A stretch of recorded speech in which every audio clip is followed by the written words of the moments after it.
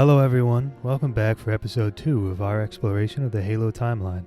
If you do not know about the building blocks of our universe, please go watch our first episode. As for this video, we'll be talking about the lead up to the civilizations we know and love. Following the activation of the Halo array, the San Shayum recovered faster than most species, with their technological advancements enhanced by the presence of numerous Forerunner relics on their planet. The San Shayum redeveloped technology, language, culture, and philosophy based on their observation of these Forerunner artifacts, having little to no knowledge of their species' previous conflicts with the Forerunners. In 2200 BCE, a progressive group of San Shayum called the Reformists believed that they should enter into the Forerunner dreadnought or key ship present on their planet and learn from its technology. The conservative majority of the San Shayum, known as the Stoics, considered the claim to be heresy, leading to the Reformist rebelling. This rebelling would be known as the War of Wills. Towards the peak of the war, roughly 1,000 of the most radical Reformists broke into the dreadnought and occupied it. While they learned how to activate and commandeer the vessel, the Reformists occasionally raided Stoic territory to collect and stock the ship with natural resources and supplies. In 2100 BCE, the Reformists finally learned how to activate the dreadnought. The outraged Stoics were unable to take action, since even their fury towards the Reformists could not bring them to destroy the object of their reverence. The Reformists then took flight from Kig-Yar, the San Shayum homeworld, breaking off a massive chunk of rock in doing so. This piece of rock would later become the foundation of High Charity, a massive space station that will serve as the head of the Covenant, as well as their largest city. With the help of the Forerunner technology from the Dreadnought, the Reformists were able to survive and travel the galaxy. Although the Reformists have achieved victory and annexed themselves from the Stoics, they soon realized that they were doomed due to the small number that had joined their cause to control the Dreadnought. With an extremely small gene pool, they enacted strict controls around mating to prevent potentially disastrous inbreeding. The Stoics continued to inhabit Kig-Yar and developed atomic age technology on their own, still refusing to desecrate the Forerunner artifacts. In 938 BCE, the reformist San Shayum encountered the Sangheili, later called elites by humanity. Due to vastly differing beliefs, the war of beginnings erupted between the two soon after first contact. The Sangheili believed that Forerunner technology should not be touched or used for personal gain, while the San Shayum believed that it should be reverse engineered to further their own technology. Their first meeting on the Sangheili frontier colony of Unggoy resulted in a fierce engagement. The Sangheili were far superior in combat. However, the San Shayum had the technological advantage. With the Forerunner dreadnought under their control, they caused immense damage to the Sangheili armada, engaging in hit-and-run tactics, culminating in the assault of Sanghelios, the Sangheili homeworld. Eventually, the Sangheili realized that their only chance for survival was to use the Forerunner relics on their planet to engineer more effective weapons, causing the Sangheili to abandon their convictions. With the core reason of their conflict now gone, the two races united in 852 BCE to form the Early Covenant, ratifying the Writ of Union. The San Shayum, which would later be known as prophets, would be the head religious leaders, and the Sangheili would become the military backbone and defenders of the prophets. Following the terms of the treaty, the San Shayum's dreadnought was decommissioned and made the center point and power source of High Charity. Over the years of the Covenant Empire's existence, other species were accounted within the Orion Arm and incorporated into the Covenant. These client species worked as either soldiers or laborers for the Covenant and worshipped the San Shayum in their teachings, at least overtly. The San Shayum were essentially in total control of a powerful, unified empire stretching across hundreds of worlds and billions of individuals.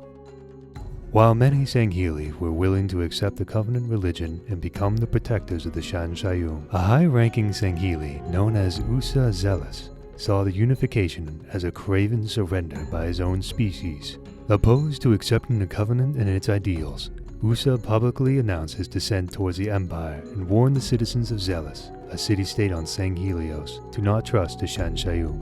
In 851 BCE, the Covenant sent attack fighters to Zealous, and much of the populace was bombarded. Ussa and several hundred of the state's residents, along with several allied clans, fled Zealous and retreated to the isolated Nawari region at Sanghelios' southern pole. Using his clan's funds, Ussa purchased several vehicles and hid them in a nearby dormant volcano to support his rebellion. In order to recruit more allies for his insurgency, Ussa and his wife Suln traveled to the mining colony of Krek. Meanwhile, the Covenant Sangheili Treaty Commission had sent out assassins and spies to track Zealous.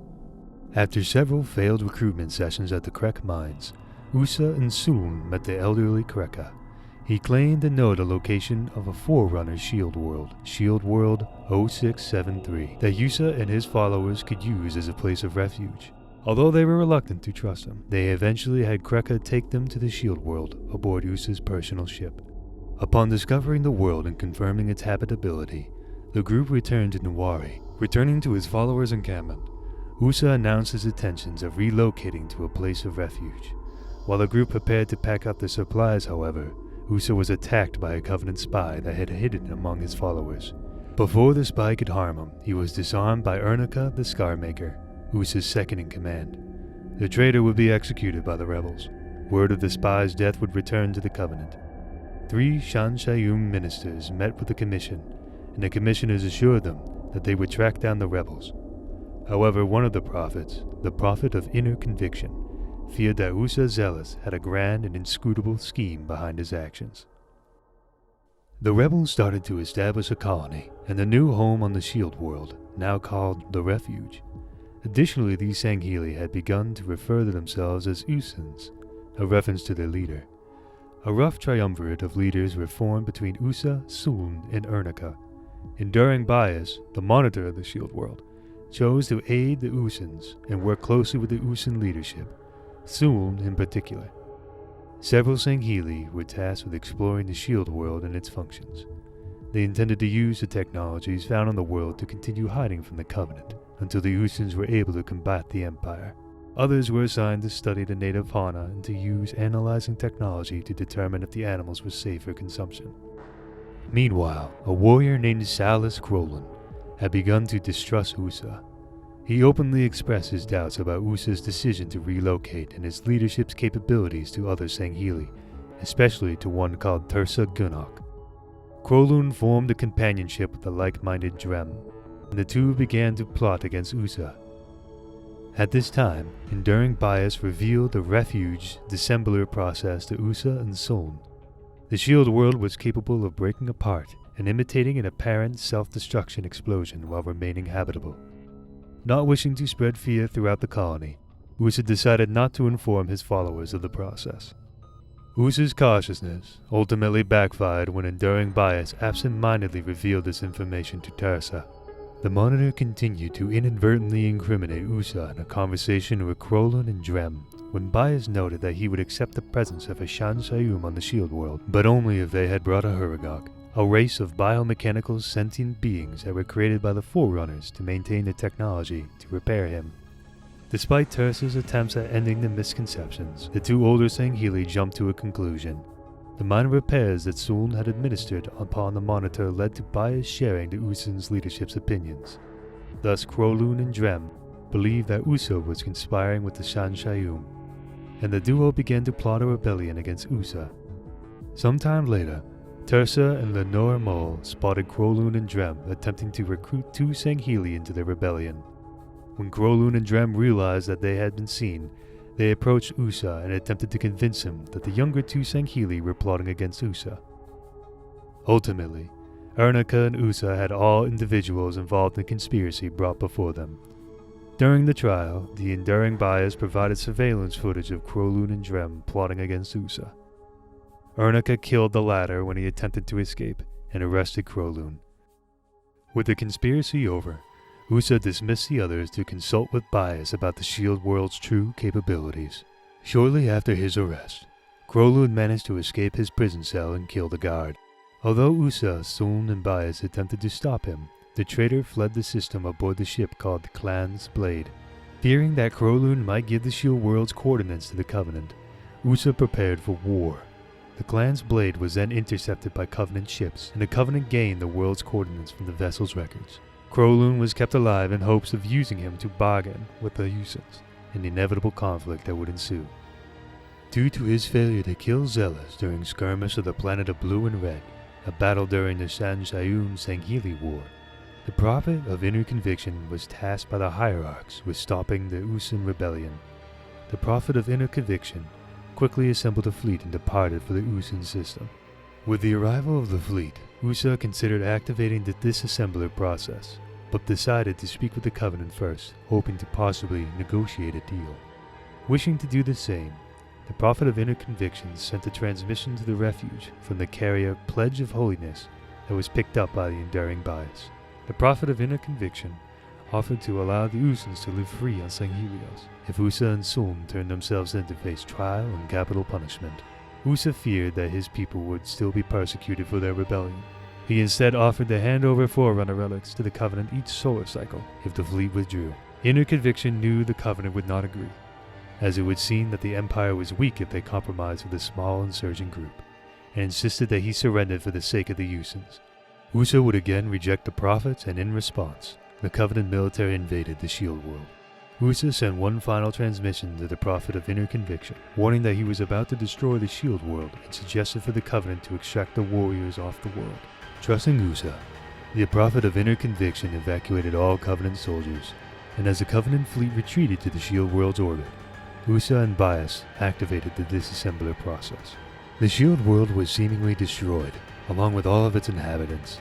In truth, Ussa and his people survived aboard large freight movers. Though Inner Conviction spotted the freighters within the debris of the refuge, he chose to ignore, as he knew Ussa would not present a threat to the Covenant. When the Covenant fleet left the system, Enduring Bias set the fragmented habitats within the Ussans system's asteroid belt. The Ussans continued to populate the habitable sections of refuge, and Ussa pledged to one day have his descendants take back St. Helios.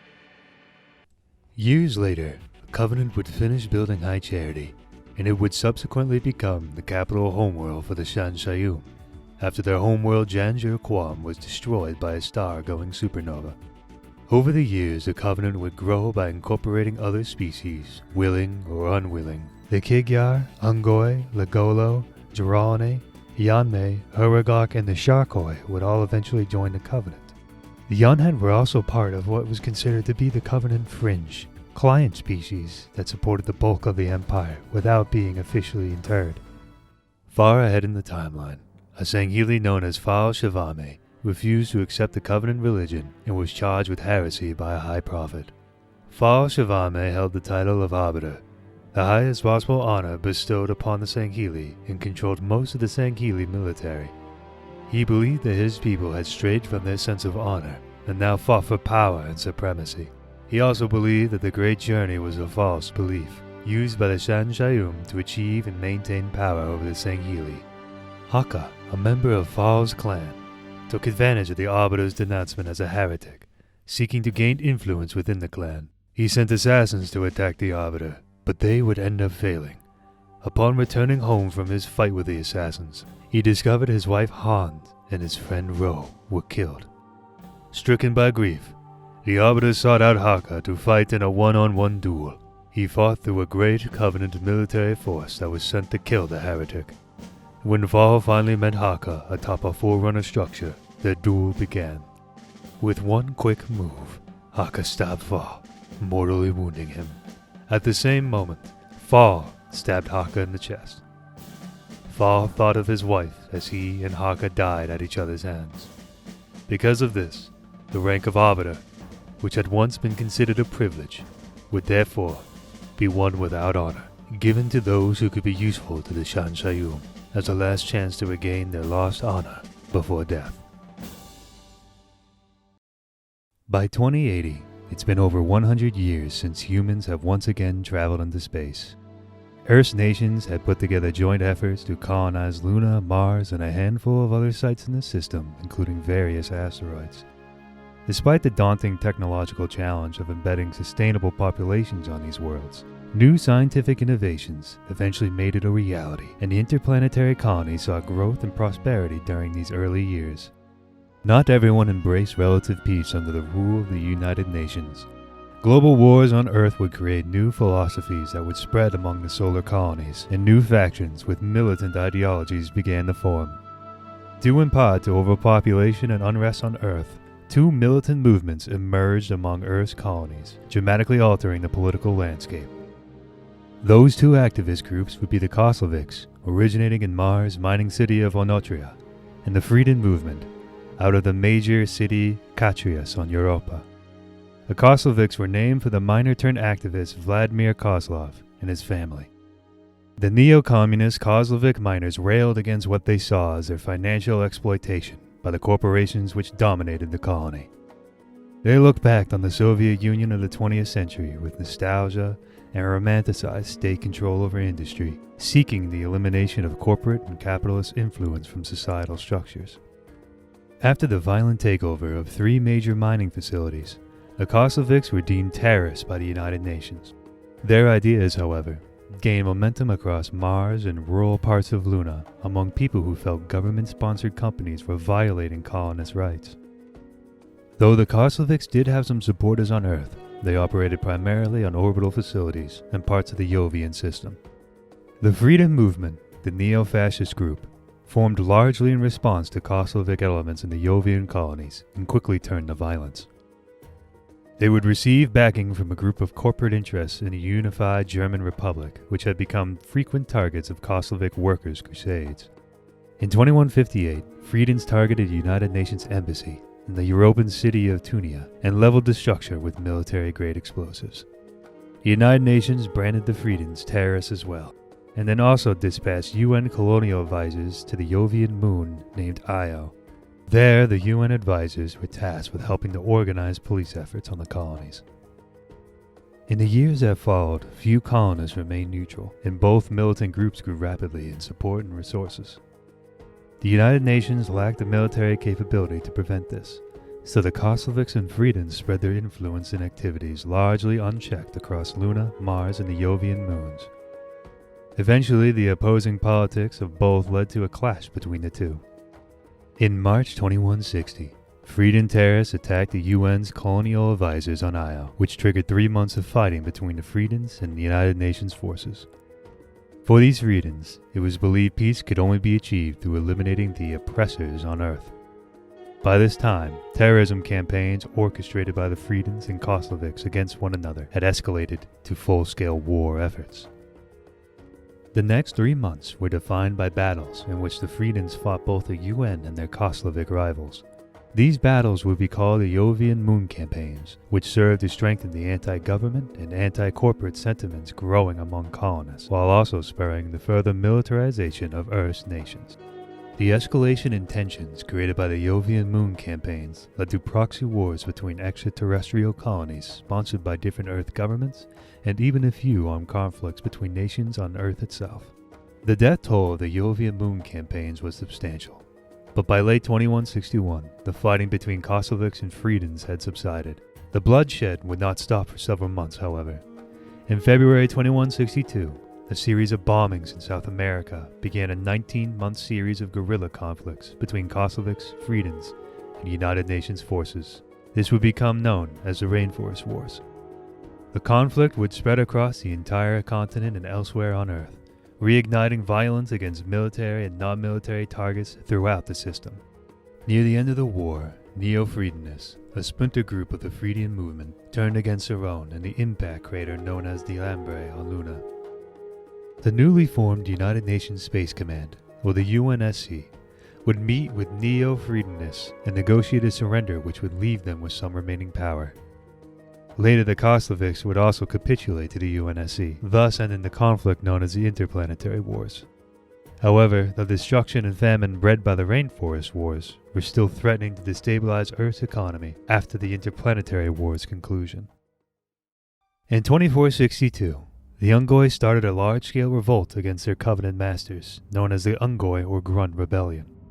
At the time, the Unggoy were the only species that were incorporated into the Covenant by force, rather than by faith or mutual benefits. This led to many Unggoy being unsatisfied with their position within the hierarchy. The Unggoy Rebellion was initiated when the growing grunt population on High Charity put pressure on the Kig-Yar, otherwise known as jackals, with whom they shared their habitats with. After many years, the overwhelming and constantly growing grunt population forced many of the Kig-Yar to relocate their home and nests. The relocation caused stress for female Kig-Yar that were going through their incubation cycles, and Kig-Yar infant mortality rose on High Charity as their birth rate declined.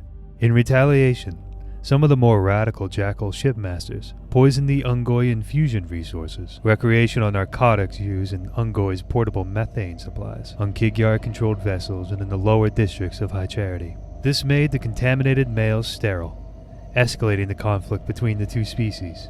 An Unggoy Distillers Union brought the case to the Covenant Ministry of Concert, a political body that settled disputes between the Covenant species, believing the contamination of the infusion was caused by faulty atmospheric controls. Seemingly trivial in nature, the case was to be dealt with by one of the ministry's junior staffers, Ord Casto. Casto investigated the case and uncovered the Kig-Yar's deeds. Casto brought his evidence before the Minister of Concert and recommended stiff penalties for all Kig-Yar involved. However, the matter was dismissed by the minister, who was willing to accept several thousand sterile Unggoy and did not wish to upset the entire Jackal race. The offending Kig-Yar were not imprisoned, and the shipmasters were simply fined for damages. After the Ministry of Concert repaired and assessed the Kig-Yar vessels, they were brought back into service. Ord Casto, feeling that the case was not properly solved, submitted a formal complaint to the ministry. The minister ignored the complaint, citing that the Unggoy would quickly recuperate their losses and threatened to impede the progress of Casto's political career. The case eventually escalated and became the largest of many smaller grievances that the Unggoy faced in their service with the Covenant. Outraged at the case's results and its lack of attention, the Unggoy began to attack not only the Kig-Yar, but all other races in the Covenant. Conflict spread throughout the lower districts of High Charity as Sangheili and Kig-Yar forces attempt to quell the Unggoy Rebellion. However, their large numbers and tenacious behavior made the Unggoy very difficult to defeat in battle. The rebellion forced the hierarchs of the Covenant High Council to instate an arbiter. This arbiter made the decision to glass the Unggoy homeworld Balaho with a Covenant fleet. Horrified at the turn of events, the Unggoy surrendered, and the Covenant fleet ended up only partially glassing Balaho. Although the Unggoy cared little for Balaho itself, they were unwilling to lose the large numbers of breeding partners on the planet. The arbiter returned to High Charity, and the surviving Unggoy in the Holy City were absolved from their acts during the rebellion. The end of the Unggoy Rebellion led into an era known as the 23rd Age of Doubt. The war showed that when properly motivated, the Unggoy could be vicious, determined, and even competent fighters. Despite the lack of individual skill, the fact of the matter was that the Unggoy had the numbers to overwhelm and take down the Sangheili, and would have were it not for the Covenant threatening to glass their planet. Following their warrior tradition, the Sangheili commanders who had defeated the uprising quickly forgave the surviving Unggoy fighters and awarded them for their courage and warrior spirit. The Sangheili provided them with significantly better training and equipment. They also allowed the Unggoy to have access to Covenant weaponry, which the Grunts had previously been forbidden from using.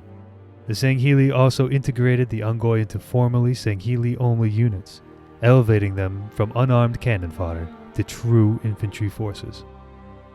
However, they were kept in lowly position within the Covenant. Additionally, despite gaining many new rights, the Unggoy's representation of the High Council by the Ministry of Concert remained largely powerless. Although Sun San Shayum continued to doubt the loyalty of the Unggoy, they complied with the Sangheili's decision, since the Writ of Union stated that all security matters were to be governed by the Sangheili.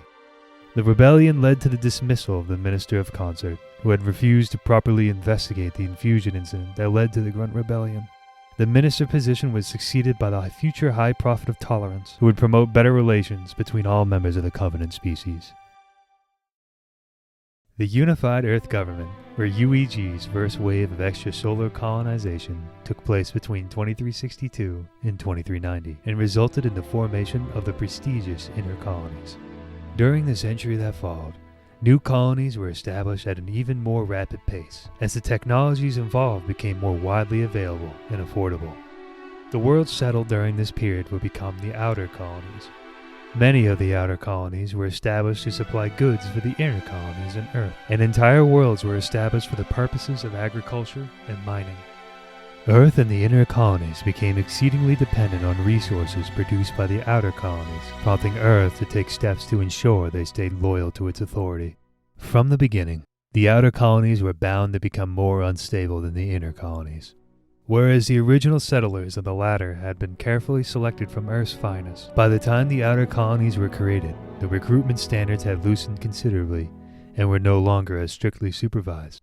Many of the corporations contracted for off-world colonization had their interests in obtaining rights to valuable resources, colonial personnel being a secondary consideration, which led to the illegal conscription of colonists or acquiring them from among pardoned criminals. The outer colonies also became a haven for Earth and inner-colony citizens unhappy with Earth government or otherwise looking for a fresh start, and many fled to the outer colonies through both legal and illegal means. In the early days of human colonization, UNSC naval ships would escort outbound colony ships in order to maintain security, as well as to justify the UNSC's massive military, which its capacity has been inflated for well over a century. As colonization became more affordable and widespread following the settlement of the inner colonies, the growing outer colonies initially lacked a pervasive military presence, and piracy would soon spread throughout the outer colonies. Some of the colonies appealed to the UNSC for protection for help in stopping the pirates. This began the UNSC's military involvement in the outer colonies. Over the years, the UEG found it increasingly difficult to maintain its hold over the outer colonies, hundreds of which were scattered across exceedingly barren, large strips of space. By 2490, the outer colonies surpassed the core worlds in numbers of several hundred. The outer colonies started to perceive the Earth government and its UNSC body as an oppressive outside force. The outer colonists began refusing to pay taxes and established unauthorized settlements outside government oversight, which started to divide the government and its colonial neighbors. As a result of the growing rumblings of discontent, many inhabitants of Earth and its inner colonies began to feel threatened by the outer world surrounding them. The UEG and its colonial governing and military entities continued to maintain their military presence and economic control over the colonies with trade restrictions and taxes, engendering further dissatisfaction among the colonists. Civilian uprisings against the UEG rule began to break out between 2475 and 2483. Any response backfired, only hardening the resistance against the UNSC and further radicalizing colonists against them. Stronger and more aggressive dissidents began to take to the political stage, plunging the colonies into further unrest. While outspoken and violent resistance against Earth was initially confined to disparate insurgent organizations, even the leadership of some outer colonies would eventually be sympathetic to the insurrectionist cause. Eventually, two groups would form: the People's Occupation and Secessionist Union, uniting many of the protesters into two solidified factions. In 2487, these newly established organizations jointly submitted formal requests for independence to the UEG on behalf of over a dozen colony worlds. In 2491, Dr. Elias Kava presented a set of theories known as the Kava findings to the UNSC High Command. According to a projection algorithm devised by Dr. Kava, social order in the outer colonies would break down completely in the near future. To stabilize the colonies, Dr. Kava recommended a swift and extensive military action on part of the UNSC. Kava's critics asserted that the situation between the core worlds and the outer colonies would be stabilized through diplomacy over enough time. But however, the UNSC military adopted the Kava findings as their standard model for the years to come and sought to curb any major unrest with military intervention. In the same year, the UNSC resurrected a project that was once suspended, the Orion Project. The Orion Project, originally created by Dr. Ritza Shepard and continued by Dr. Catherine Halsey, made the first generation of super soldiers designed to surgically remove rebel leadership. Members who were volunteers who came from the best of the United Nations Space Command Marine Corps. The members of the Orion program were biologically augmented soldiers using new training methods and the latest breakthroughs in biochemical developments. Augmentations to the Orion soldiers included muscular enhancement injections, pulmonary respiration improvements, retina inversion injections, and cochlea enhancement tuning. In addition, mental augmentations were performed to enhance brain functions, including enhanced learning capabilities to allow a subject to learn at a faster and higher rate, and enhanced motor skills to improve body movement. In 2492, in the midst of the rising tensions throughout the colonies, Far Isle was among the first of the colonies to go into full-scale revolt.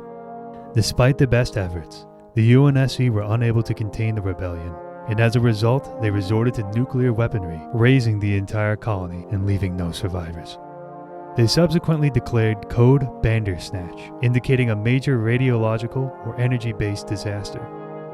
This destruction of Far Isle caused multiple larger rebellions elsewhere, and was a significant factor in motivating the insurrection as a whole. Later, insurrectionists captured the Callisto, a UNSC warship, and all the crew aboard it were killed. In response, the UNSC sent a battle group of 3 destroyers, the UNSC Jericho, Buenos Aires, and the Las Vegas. On March 2nd, 2494, the battle group eventually found the Callisto.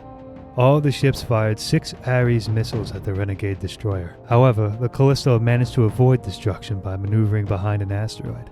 The insurrectionists then detonated a nuke hidden inside the asteroid beforehand, launching the debris toward the UNSC ships. The Buenos Aires was engulfed in the explosion and destroyed immediately, and the other 2 ships were seriously damaged from the fight. Second Lieutenant Preston Cole, as the only living officer aboard the bridge of the Las Vegas, took control of the vessel, signaling the Callisto, activating the ship's distress signal, and requested medical aid for the wounded. When the Callisto docked with the Las Vegas in order to take command of the ship, Cole detonated the ship's last Ares missile, which had been planted inside the docking bay, and critically damaged the Callisto. Cole then bluffed by opening the empty missile silos on his ship in order for the Callisto to surrender and allow Las Vegas' AI to take control. As the fighting spread, the outer colonies became a battleground between the UNSC Navy and the rebels' makeshift fleets. In June 2501, an insurgent captured UNSC frigate, the Bellerophon, was pursued by the UNSC Gorgon, commanded by Preston Cole. After a chasing battle in which the Bellerophon managed to dodge a macram, the Gorgon was contacted by the Bellerophon, renamed the Bellicose now. A short exchange of taunting message followed, and then Cole let the Bellicose escape. Several months later, Cole would marry Lyrene Castilla. In June of 2503, 8 months after Cole's marriage to Castilla, Admiral Harold Stanforth sent Cole a transmission, telling him that Oni had uncovered the civilian identity of the captain of the Bellicose ship, his wife. Cole went to confirm this and found that Castilla had robbed them of everything, leaving only a printout of the exchange they had between the Bellicose and the Gorgon. In January of the next year, 4 destroyers engaged the Bellicose in the Theta Ursae Majora system and reported that the ship was caught in the gravitational pull of the gas giant and destroyed. Cole faced a court-martial for conspiring with the enemy and giving Castilla knowledge of UNSC slipspace upgrades and possible execution.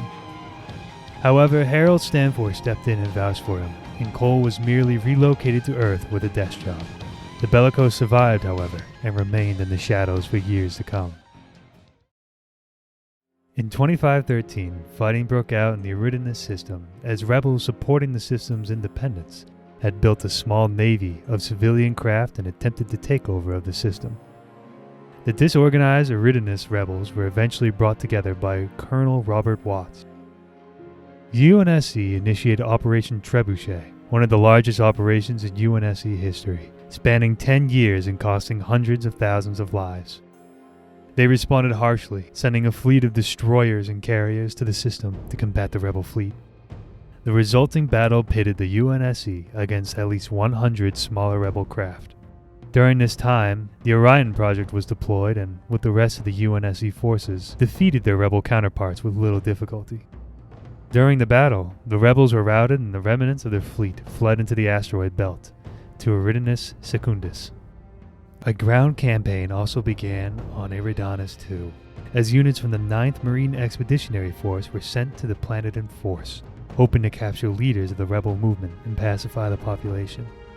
One of these units, the 1st Battalion of the 21st Marine Division, commanded by Lieutenant Colonel Ponder, was involved in a disastrous mission to try and capture a rebel leader in Elysium City, which ended in the leader's family being killed and Ponder wounded and demoted.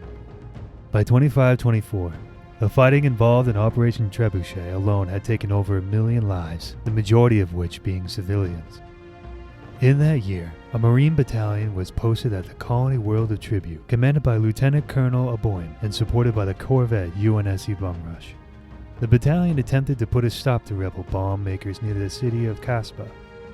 2 special warfare squads, led by Staff Sergeant Avery Johnson and Nolan Byrne, were involved in a disastrous operation in June. Byron's team was killed during a hostage situation at a Jim Dandy restaurant near Casbah City. 38 civilians, 3 Marines and 2 rebels were killed in the bombing. Byrne and Johnson were pulled from the system and were later sent to Harvest. During this war with the rebels, the UNSC would start a new program of super soldiers called the Spartan II program. Unlike their Orion predecessors, the subjects were not volunteers, but were kidnapped as children.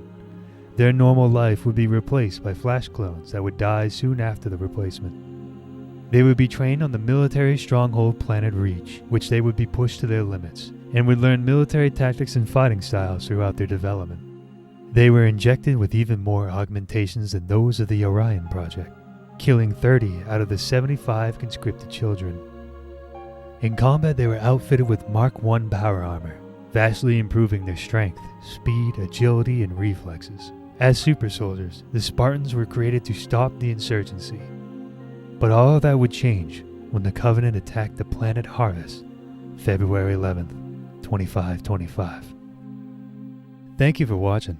Next episode, we'll be looking at the events before the games themselves, those long, early, tortured years of the Human Covenant War.